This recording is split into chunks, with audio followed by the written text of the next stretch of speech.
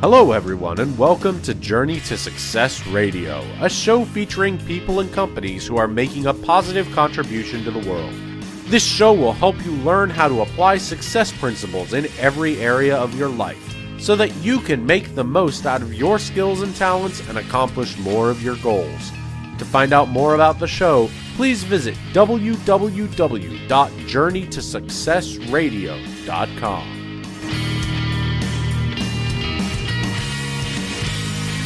Hello, everyone, and welcome to Journey to Success Radio. My name is Peter Goral, Senior Vice President, Client Experiences for TechBlocks, and I'm your host today. My company was designed to help small, medium, and enterprise companies optimize their business in the digital world. And a great example of the kind of work that we do is the building of self-serve portals that empower our clients' customers by giving them online access to content that ordinarily they'd have to go to a call center for. My co-host today is none other than Tom Too Tall Cunningham. Tom, before we introduce our special guest today, perhaps you'd introduce yourself and tell us a little bit about Tom Too Tall Cunningham. Thanks so much, Peter. My name is Tom Too Tall Cunningham. I'm a Napoleon Hill Foundation certified instructor and resiliency expert, which is a self-proclaimed title. I help people think, speak, and act positively through the many and varied challenges of life. And people can find me at my website. It's Tom, the number 2, and Tall, Tall.com. And don't be confused, I'm 5'1", not 7'11". Back to you, Peter. That's fantastic. Thanks, Tom. And it's great to have you on board here again today. Our special guest today is John Beresford. He's the co-founder of Eventpeeks and more recently a company called Revenue U. Having started out in the pharmaceutical industry, John transitioned to the tech space when he was recruited to a small Waterloo company in the early 2000s called Research in Motion, go figure, which would later become Blackberry. Leading North America's sales and marketing teams at Blackberry gave John a front row seat to the birth of the smartphone revolution. While completing an MBA at Laurier University, John met the co-founders who would eventually start a company called Eventpeeks, which has evolved into Canada's preeminent social media broadcasting company focusing on live experiences and social analytics. I like that. Eventpeeks was born out of the Laurier University Launchpad program, which prides itself in applying academic rigor to the lean startup method and also serves as an incubator for Laurier startups. Following graduation, John went on to help manage the Launchpad program and teach entrepreneurship courses at Wilfrid Laurier University. It was his experience at the Launchpad that inspired the work being done now at the Revenue U. John and his Revenue U team now deliver experiential sales training to early-stage companies across Canada. Welcome to the show, John. Thank you very much for having me, gentlemen. It's a pleasure to be here. Oh, that's fantastic. This topic is near and dear to both Tom and I's heart, that's for sure. Let me start off with the first question. As a university educator, why do you believe creating a new sales education company was important? Yeah, it's interesting having 2 degrees now, one in business. What I've noticed was you could specialize in marketing, and you could take courses. You could take endless amounts of courses in finance. You can get a doctorate in finance and accounting and HR, and but nothing in a business school is tailored towards sales and revenue generation. They get mixed in, and there's spatterings of some course curriculum there, but there's very little. It's shocking how consistent it is across business schools, not just in Canada, but the U.S., around the world, where almost no attention has been given to the burden of how do I get more sales, how do I run a sales team. And what's funny, or at least I find a little hypocritical in all of this, is that the accounting and finance and human resources, they're all subsets. They're the result of having an ability to go out and sell. And so if you can't do that first part, then there's no beans for the accountants to count, right? There's no people for the HR folks to hire. And so we see sales and revenue generation as a critical aspect of business development that we think is just overlooked in post-secondary education. Oh, that's music to my ears, because I actually am a mentor with Futurepreneur Canada, and the biggest downfall that I recognize is that they come out of school, they've got their MBAs, and they're dying to go. They just don't know how to put one foot in front of the other. So this sounds like a welcome course in what really happens in real life when you open up a business. Yeah, we get that feedback quite a bit. I bet you do. Tom, perhaps you have a question for John. Well, when I'm reading this introduction and the words experiential sales training, as a Napoleon Hill Foundation certified instructor, most of the course, or a lot of the course, or at least the trip part of the course where everybody from around the world comes together, it is termed experiential learning. The director of the Napoleon Hill Foundation, Judy Williamson, loves experiential learning, and I've never been involved, as far as I can recall, in experiential sales training. So can you explain that a little bit, John, for my own knowledge? So for people who may be 52 years old like myself, been through so many sales courses, but never been through one experientially.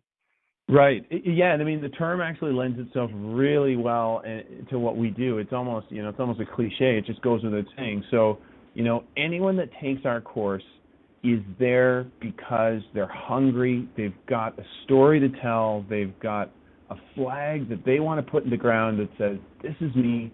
This is what I've made, and this is what I want to build a business around." And so for us, it's just natural. Anyone that's coming into our course, they're not there to get an A- or something and move on to other things. They're in our classrooms because they have a business to build, and they're dying to get out and talk about it. So it's a real easy fit. The approach that we've taken is, in the training we do, there's some academic discipline to it, right? There's an academic rigor that goes into best practices and how to manage a funnel and a pipeline and best practices for things like cold calling and introductions and managing the customer flow. You need to have a base knowledge there. But every session we do, every class we have, people stand up and are applying that knowledge to their businesses, right? It's always about, okay, let's work on how you're framing up the value proposition for your business. And we hear it, coach them. No, let's do it again. That's not clear. Ask two more people if they can explain it the way you want it explained, because referrals are everything. And if that's not happening, then okay, let's try it again.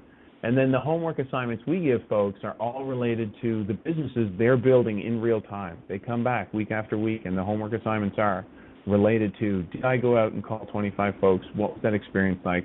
How am I going to adjust my funnel, my sales process based on that? Everything needs to be teach in the classroom. 90% of the work needs to be done by the entrepreneur out in the field, and then we come back a week later and coach around it again. And so that's sort of what we mean by experiential. Interesting. Now, are you actually putting bums in seats, pardon the phrase, or is this partially online too? Tell us a little bit about how it manifests itself. Right. So as of right now, there's two courses that we run that constitute the Revenue U. One is really a sort of a Sales 101 introduction course, and that's where we do apply some of the academic aspects of building a good sales process, understanding customer sales cycles, that sort of stuff. That's a 6-week course, and people are working on their businesses as they're building that. And then the second aspect of our course is called the 90-Day Sprint to Revenue.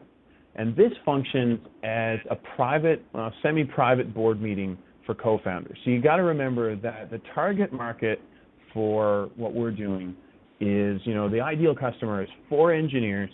I'm picking on engineers because my dad's an engineer and all my uncles are engineers. I'm the only one in the family who's not an engineer, so I'm allowed to pick on engineers.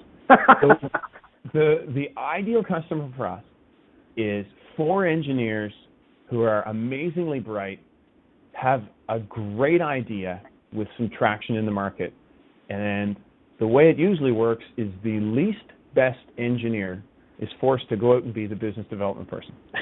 So we take them in and give them a baseline knowledge about sales.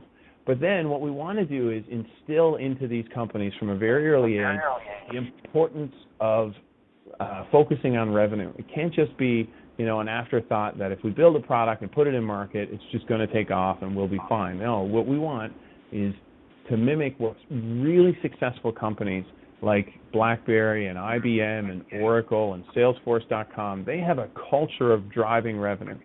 So our 90-day sprint to revenue is really a private board meeting where you typically have maybe 4 to 5 co-founders each week. And we recreate the Monday morning meeting that makes most of these Fortune 100 companies really successful. And so we have them working on their business, coaching them through what's going on in real time for 90 days. And the reason it's paced that way is the psychology research would indicate that anything that's around 90 days, if you do something for 90 days, it tends to become habit forming. And so that's what we want our graduates to leave with is, we want them to keep having that Monday morning revenue-focused sales meeting. We want them to keep coaching new employees about how to keep the foot on the gas and drive revenue. And so that's sort of what we're trying to do with those 2 courses. That's brilliant. John, did you pick Waterloo purposely? Because, it's a well-known fact that there's some great startup companies that have come out of that area and continue to come out of the universities in the region. Tell us a little bit more about that. Yeah, I could talk all day about the Waterloo region. I'm so proud of what's going on there. And to be honest, the revenue, the company, the course, the way we deliver it, I would say it's a byproduct of the region as opposed to us choosing the region.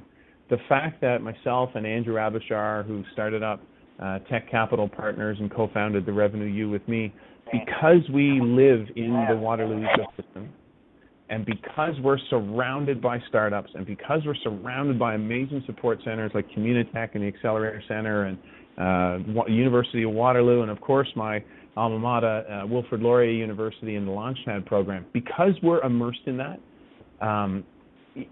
that's what birthed the Revenue U. I don't think we would have built this company if we hadn't been surrounded by startups and seen firsthand where the biggest challenges were lying. What's going on in Waterloo is really, it's at a world-class level, right? There's, a handful of places in the world where so much energy and effort is going into this innovation startup ecosystem, and if anyone is outside of the Waterloo region and hasn't been exposed to it, I implore you to come and pop into Communitech and take a look at what's going on. So to answer your question, we feel that what we're doing is a byproduct of the fact that we are from the Waterloo region and not the other way around. Yeah, that's fantastic. And I actually spent 15 years of my life in Waterloo and did take some courses at University of Waterloo as part of my growing up. And so I'm very, very familiar with the organizations, and I don't think you could have picked a better spot, to tell you the truth. And I do agree with you; it is world class. Let me take you back a little bit. You talked about taking engineers and trying to transform engineers into business people that would go out and evangelize and sell their product that they built. That seems to me like it would be an awkward transition. Talk to us, if you will, about the kinds of things that you've had to face in putting people across that chasm, as it were, and how you've kind of, what shall we say, solutioned the situation.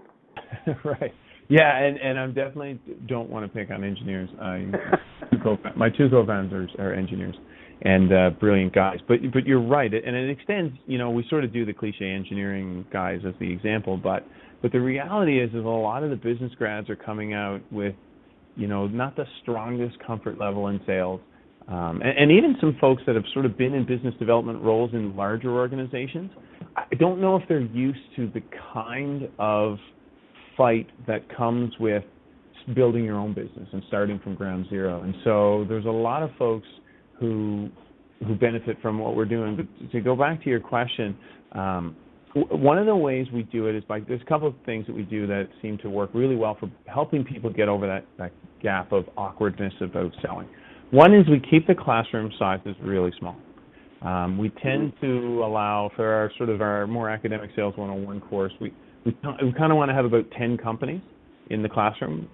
More than that is not quite as productive. It needs to be this small group of people who can get to know each other and trust each other and are all there for the right reasons. And so that's what we tend to find. The second piece of it is really in getting people up out of their chairs and breaking them out of their shell early, teaching them that sales is a full contact sport. And so the very first day, it's, okay, stand up and tell us what it is you do. If we don't understand it, you get 5 minutes to regroup. We're going to ask you to do it again. And that's part of what you need to do. Is you need people to habituate to the point that they're no longer nervous talking in front of people. You get used to that from doing it over and over. That repetition helps. So that's another element of what we go into. In addition to keeping the class sizes small, one of the things that's unique about our course is we allow more than one member of the company to attend. So we don't price our program out by number of bums and seats. We say, there's 10 companies going to come in, and if there's 2 or 3 people from that company that want to be there, let's bring them all. It takes more than one person to start a sales culture. And if you've got a co-founder who needs to be here as well, let's get you guys in as a team. If you need a support system, that's fine. Let's go and go through the journey together. So that's another thing that I think's gone over really well with the companies that we bring in to help them get comfortable quick and also just get rolling and make sure that the company and all the co-founders are on the same page when we're doing this. That's absolutely fabulous. And I would say when the audience actually hears this, that they will actually say, I want to do that too. Forget about the fact that I'm not a startup. I've got a company that needs a boost.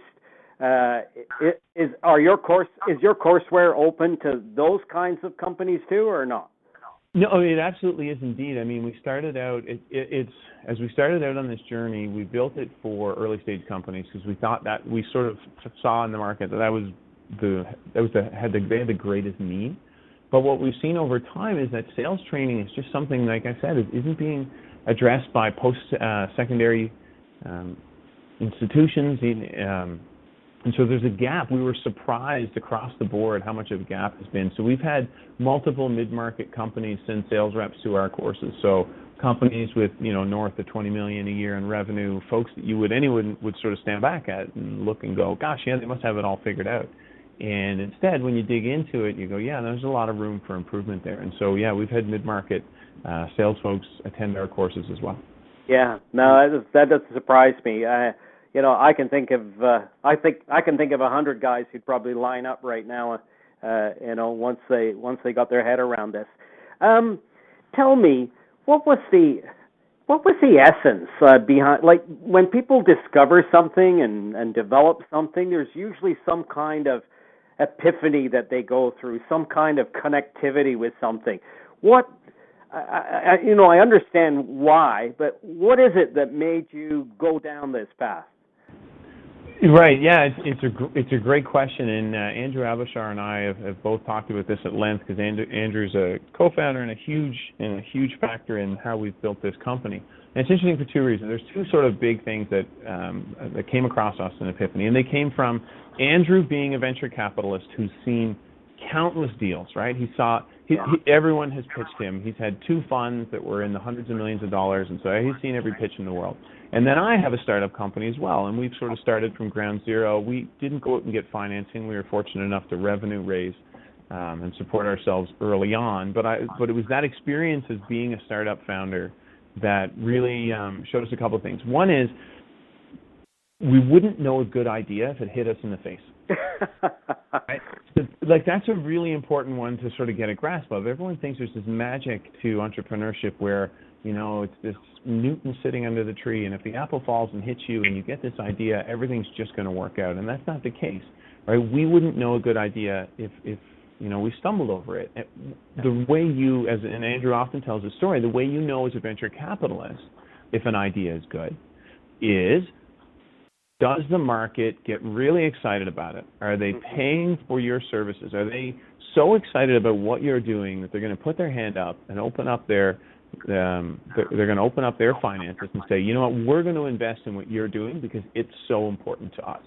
And if you can't demonstrate that, then you really, all these pitch competitions that we talk about and, these Dragon's Den type events that they hold, they're kind of, in the real world, and I've done some financing, I've tried to raise money on behalf of another startup here in town. The question always comes back to how much revenue have you driven? Yeah. You're looking for financing, how much revenue have you driven? And if the answer is zero, then you really got a tough hill to climb. So that's sort of one of the things. And then the second piece of it just came from working with Communitech and the Accelerator Center and my work, especially with Wilfrid Laurier's Launchpad program. It just felt like there was this long ramp from product ideation, figuring out product market fit, and then suddenly getting yourself to a point where you could, hire a few people, and, there's this certain level a company's got to get to just to, even, there's this platform of revenue that they've got to get to, just even call themselves a company. There's operating, they got to get to a certain operating budget just to even make them call themselves a company. And there was a gap in people who were getting that product market fit, but it was just taking a really long time for them to come back and go, yeah, we're still, we still can't pay ourselves. That's a great example, right? We're still running on, fumes as a company, and it's been 16 months. And so those are sort of the things that really shook us up in the market and said, gosh, there's got to be a way to help these folks out. And apparently, as we dug into it, it really is this notion of, are you focused on revenue in addition to being focused on the product and focused on, building a startup or focused on financing? Who's the person that's each week focused on revenue? Absolutely. And you definitely, I must say, I can just tell in the tone of your voice, you definitely are a focused guy. That's for sure. And I love the way that you're laying it out. It makes it even that more interesting. And let's face it, that's probably an element of the training that needs to be transitioned to your students. Is that confidence and that ability to believe in yourself and believe in the product that you created. Yeah, absolutely. You're bang on. Confidence is such an important part of sales, and confidence comes from knowing that you've got something, right? Knowing that you've got product market fit. You've talked to so many people in your potential market, and they've told you, what you're doing is important to us. That's where the confidence comes from. But the part that you mentioned, I think, is really important for a startup founder is this notion of focus. When you're the founder, there's an endless number of things to distract you, all the way from choosing, most of the startup founders, choosing a logo is one of the most, the least important thing, but it's one of the things that takes up everybody's time. And writing copy for your website takes your time. And, if you're doing a financing round, that takes an enormous amount of time. And so there's all these distractions that go on with being a founder of a small company. And at the end of the week, it's easy to look back and go, gosh, I've really been busy. But of the 60 hours I worked, how many of them were dedicated to driving revenue for this company? Because, Monday morning when we all wake up, that's the number we're all going to focus on, and that's the number we're going to live and die by. And if I look back, I only spent 10% of my time driving the thing that's most important to us. And it happens quite a bit, and I'm sure I'm guilty of it some weeks. Yeah, no, we all are. That's the nature of the business. Peter, can I jump in here? I have an you know what, question. Tom? You'll have to accept my apology, my friend.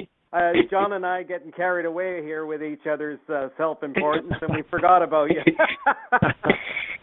John, I don't know if you're familiar with Napoleon Hill and his book Think and Grow Rich. For 100 million copies sold since I should know the date, 37, when it was published. But most of the readers and most of the certified instructor and most of the people that are fans of it that I know of are entrepreneurs. Sure, there's C-level executives of billion-dollar companies that have read Think and Grow Rich, but 80% probably of the fans and readers and followers of Napoleon Hill are entrepreneurs. And when you get them in a room, it's pretty exciting. But do you have some advice for the early stage entrepreneurs to help them get off on the right track right away? Yeah, I mean, it's a great question, and now I need to absolutely read this book. You've sold me on this book. This will be the next thing I read when I fly home from California this week. That'll be the book I read on the airplane. But you're right. There's the first piece of advice for entrepreneurs that I often give my students is that it's really hard and there's no right answers. So most of us have been brought up in school, right? Since kindergarten until we graduate. So there's a right and wrong answer for everything we do. And unfortunately in business, you're never given that. You always feel like you're flying blind. So the first piece of advice to entrepreneurs is that if it feels confusing, it's because it is. So don't get discouraged. It's confusing for everyone. But there's a couple of basics, and they're not necessarily my personal pieces of advice, but they're just things that as a startup founder and as I work in the ecosystem, I'm hearing over and over again from the stakeholders that matter, whether it's government people who are helping you get funding or venture capitalists or some of the incubator leaders. So, one of them we've noticed is that startups tend to work better when there's a founding team. So it's not to say that the individual entrepreneur certainly can't make it work, but if you're doing something fairly involved and really innovative, it's going to be a tough hill to climb. And what we've found is that teams that have multiple co-founders tend to do better than the people that were just by themselves for obvious reasons, right? There's more than one opinion. There's a support system there. It works really well when the founding team is nice and balanced. The typical one is the technical person and the marketing person and the finance person. Even VCs and financiers do tend to put some weight to the team and the fact that the team's balanced. So that's another one. And then the biggest thing we teach at the Laurier Launchpad program, and we're disciples of the Steve Blank Lean methodology, is to treat your business like a series of hypotheses. And so what we find is that people, the apple hits them on the head and they go, that's it, I've got it, I've got the idea, this is it, I'm going to quit my job because we're going to make millions. And it's really hard to talk someone down from that high, right, that inception high, and talk to them in a way to say, I know you're really passionate about this idea, and I know in your heart of hearts that it's going to work, but I implore you to break that idea into a series of hypotheses. I think customers like this are going to want to buy this, and I think customers like that are going to want to pay this, or I think that a security system like this is going to go over really well with banks, and that's who we're going to sell to. If you, instead of going in blind, treat them as a series of hypotheses that you're trying to prove with market research, get out of the building, talk to as many people as you can, find ways to test your idea. That's the really critical part of that lean methodology that I think is easy to give lip service to. It's easy to write a book about, but then week in, week out, we see startup founders drifting away from that, and they get back to working on the product, building the business in their own head. They're not really taking a scientific approach where if they were to say, I've asked 200 people if they're interested in the way we've got something set up. We built a fake website to show them what it could look like, and 200 people, and only 2 people said they were interested. I've got to reevaluate things. Not enough people do that. So that's sort of the big one we teach at Laurier. And then the final one is to really focus on revenue early. It's and I'm old enough to not be someone. I'm certainly not a millennial, and so this notion of I'm going to build this product and I'm going to pour my heart and soul into it, and I don't expect anyone to pay me for the next 7 years or whatever, Facebook or Twitter or Instagram and Snapchat and all these social services. It's a phenomena of recent years. And while there's a couple of success stories that we point to, Google being an obvious one, it doesn't happen that often, right? That's sort of lightning striking when there's the Google or Twitters of the world. What's much more likely is that if you're not if you don't have a good path to revenue early on, you're going to struggle. I mean, you're eventually going to need to find a way that someone's going to want to pay for your services. If not, you don't have a business. If not, you just have an idea. If you can't monetize it, then it's not a business. And I think that's something that gets overlooked a little bit with some of my students, where they go, we'll build a good product, get lots of users, and we'll worry about the revenue later. And I implore anyone who's building a business to make sure they're thinking about revenue generation every step of the way, even if it doesn't come until you have critical mass of users, like a kit or something like that. But eventually the buck is going to stop, and the party's going to be over. And we're sort of seeing it with Twitter right now. They're even, Twitter took a long time for Twitter to get to a point that they could monetize $2 billion. I'm sure they wish they would have had a monetization strategy a little bit earlier. But that's the three things that I tell my students. Brilliant nuggets. Peter, before you go on, I got to make a comment here. John, this will encourage you to read the book. So Napoleon Hill came up with 17 success principles, but he was commissioned by Andrew Carnegie, who even today would have been the richest man in all of history, United States Steel founder. And the only success principle Andrew Carnegie actually invented, because all the other ones are common words that we all know, is called the Mastermind Alliance. It was his second most important principle, and he would actually almost brag that he knew almost nothing about manufacturing steel. But he said the secret to his success was he hired the very best people on the planet for every area of his business, and he paid them really well. But he said that Mastermind Alliance was the key to the success of him and his business, because, as he said, he really knew himself almost nothing about manufacturing steel. It is, I'm going to steal that, because it is a brilliant observation, and it's so true. And the challenge is that it's incredibly true in business. You do need the best of the best. You do need to, coalesce the best minds to help work on it. And it's one of the burdens of a startup company, in that, you hope that you can attract the right co-founders, and you hope you can attract the right early partners. But with very little money and very little traction, it's even harder to try and get those masterminds together. I'm convinced it's one of the hardest parts about building a startup is it's so hard to get the right people around you, and if you don't, you're really, really playing from behind. So that's I couldn't agree more with that statement.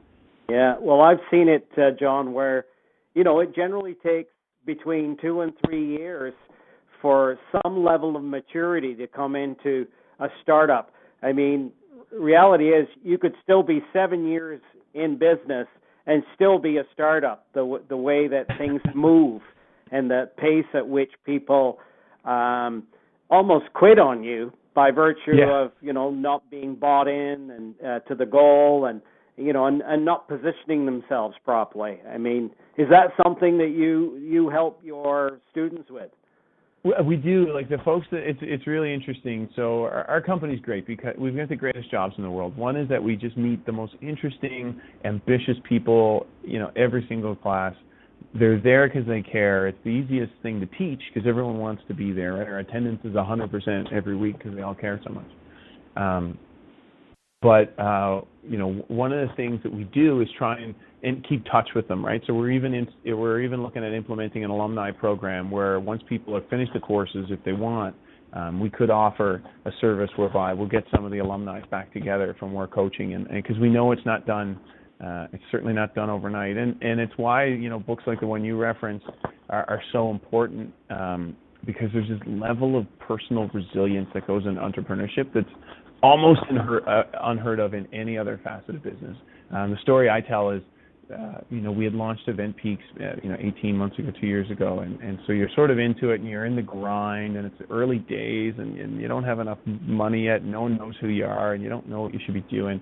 And I remember there's a wonderful gentleman in the Waterloo region. This is one of the most amazing things about the Waterloo region is it's filled with brilliant people who all want to help. It's incredible. But there's a gentleman who's sold a company for hundreds of millions of dollars, an amazingly successful person who's willing to talk to me, this startup nobody, who's willing to have a coffee with me and give me his advice.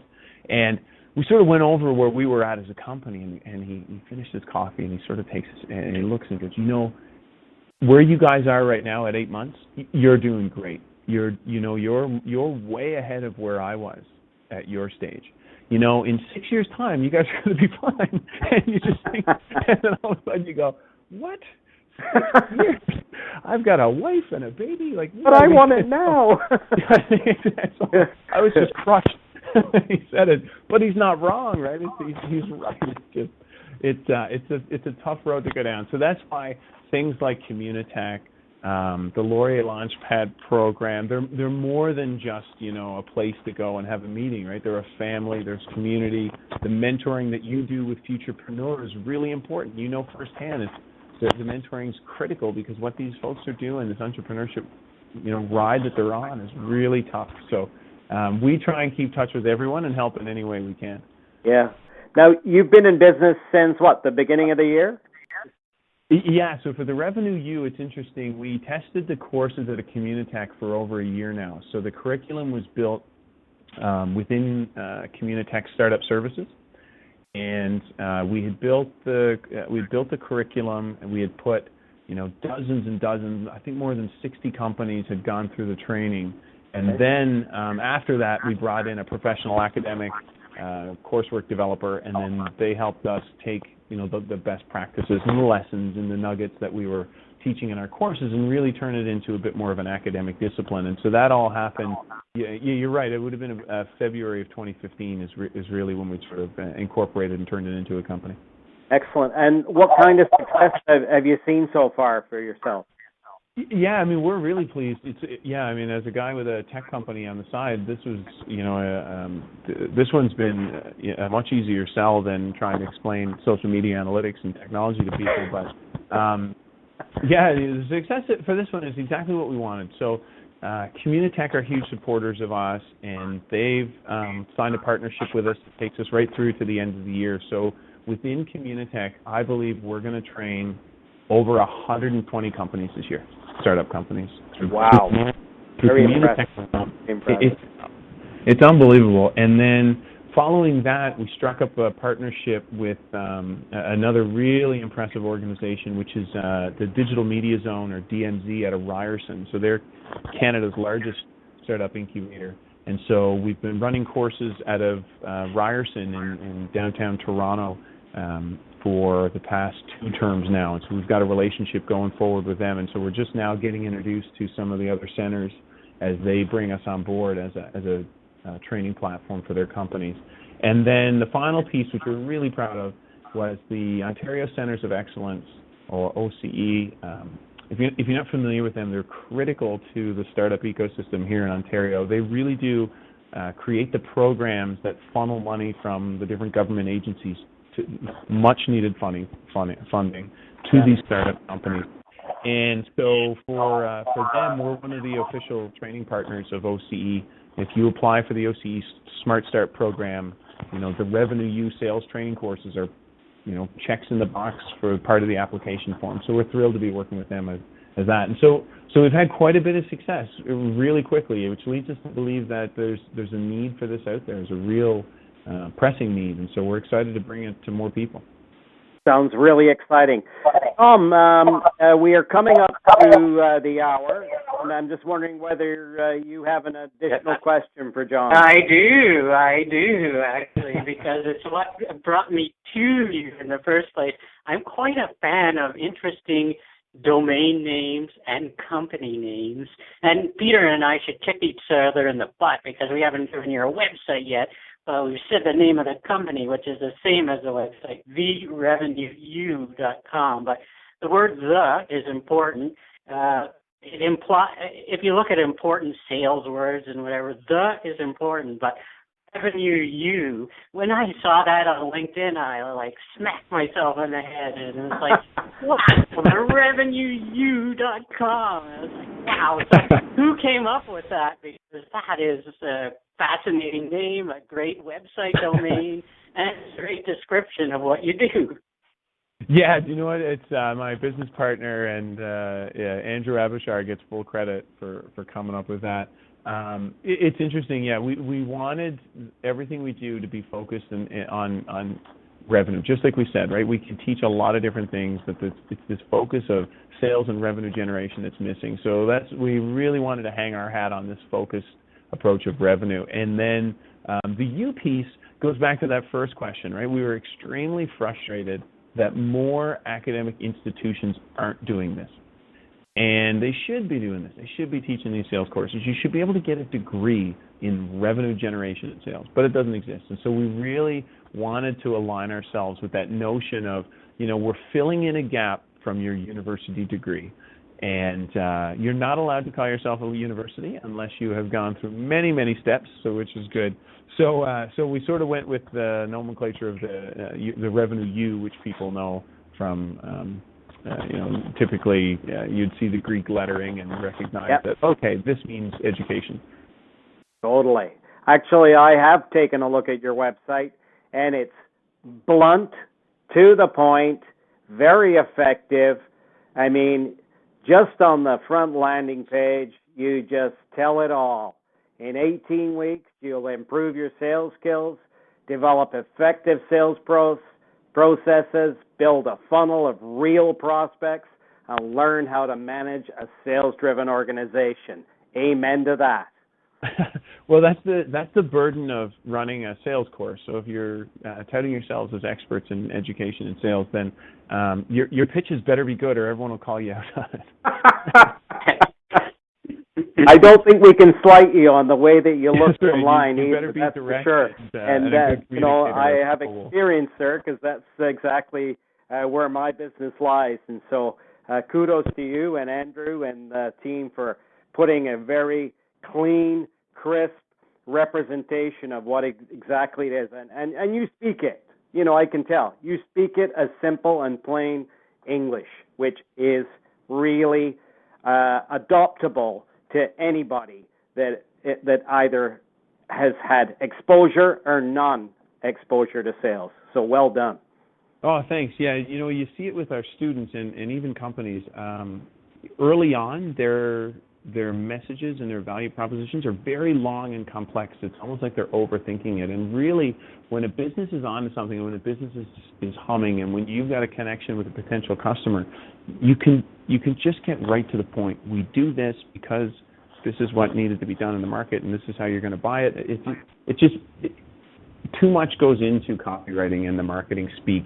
It's so much more powerful when it's just to the point and resonates, cuts right to the core of what you're trying to do with someone. And I think customers appreciate that.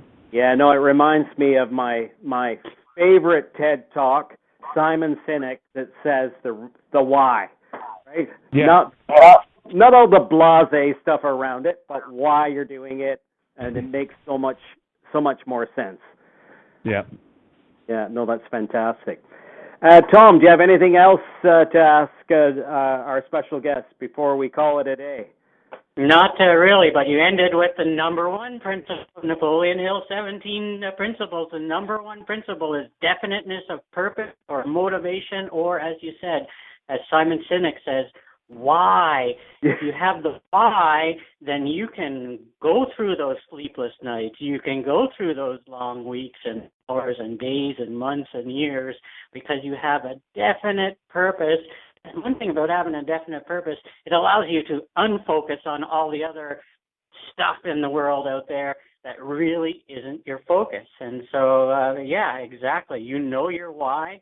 It's well described on your website. And as Peter said earlier, I think your market is more than startup companies and startup founders. I think your market is anybody who is a leader of a business or wants to grow their sales. It is exciting, that's for sure. Yeah. So, John, it's been a pleasure having you on the show. But before we let you go, I'd like to give you the last minute or so that you can tell the audience how they get a hold of you, where they can find you, and next steps. Yeah, thank you so much. It's been a real pleasure to be on the show. I've learned a ton, and I'm definitely going to pick up the book you referenced. Think and Grow Rich. Yes, right. It seems very well aligned with what we're trying to do, so which is great. Now I've got my reading for the flight home. But for the Revenue U, the best way to get hold of us is to visit the website. We've got a contact button there. You can find out more about the courses there, and we're even listing the courses that we have coming up on the website. So it's always a place you can go to say, okay, is there a revenue course running in Ottawa this term? Is there a revenue course running in Toronto and in Waterloo? And so we run them concurrently. We've got a number of trainers. So the website is definitely the best place to find information and get a hold of us, and that's www.therevenueu.com. Perfect. Fantastic. Are you on social media by any chance, John? I am indeed. So you can check out, we're on Twitter at The Revenue U as well. Excellent. Just the letter U. Brilliant. Hey, John, it's been an absolute pleasure. Like I said, this subject is near and dear to Tom and I's heart, and as I can tell, it is yours too. And I actually look forward to meeting you someday soon too, because for me, you're accessible. Not today because you're in California, but the fact that you're in the Kitchener-Waterloo market, it's a place that's near and dear to my heart, and I visit it often. So I hope to meet up with you and round out this relationship. But it's been great to you. You know, I'm there all the time, and so hit me up on LinkedIn the next time you're passing through. I'll buy you a coffee and give you a quick tour around Communitech. That would be well. I've been in the building a number of times because we have a number of clients and friends in that space. But definitely always a great place to hang out and meet some new and exciting people, and it's great to have met you. Excellent. Thank you so much for having me, gentlemen. It's been a real pleasure. My pleasure. It's been a lot of fun. I think we could talk probably for 3.5 weeks, but we do have to cut it off. At a minimum. Right. And then I would tell my students that you got to wrap it up here. Yeah, you got to wrap it up. Thanks. Thank you, Tom. Thanks, guys. Take care. Bye-bye. Thanks, Donna. Thank you for listening to this episode of Journey to Success Radio. If you or anyone you know would like to be interviewed for the show, email Tom at tom2tall.com for details.